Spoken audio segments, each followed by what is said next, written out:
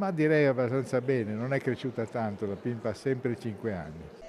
50 anni e assolutamente non sentirli, come confermato dal suo creatore Altan. La Pimpa continua a non invecchiare, a far crescere le nuove generazioni di lettori.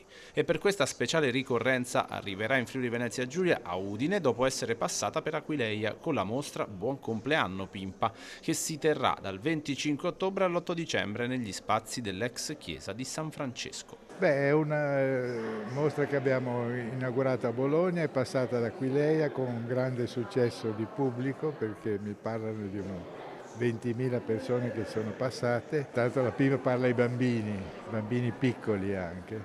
La Pimpa è un personaggio che ha come caratteristiche la curiosità, quindi molta generosità perché vuol sapere degli altri le cose, è aperta a tutto, molto avventurosa e spero che possa aiutarli a passare delle ore buone.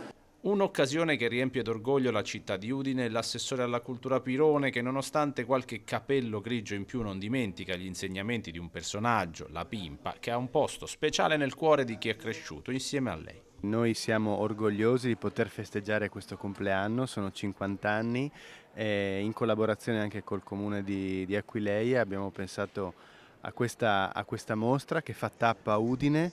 La Pimpa è inesauribile e comunque quello spirito di curiosità, di fantasia che la Pimpa ha insegnato, insomma, a tutti quando abbiamo mosso i primi passi in questo mondo, sono ingredienti che rimangono anche da adulti e con più capelli bianchi.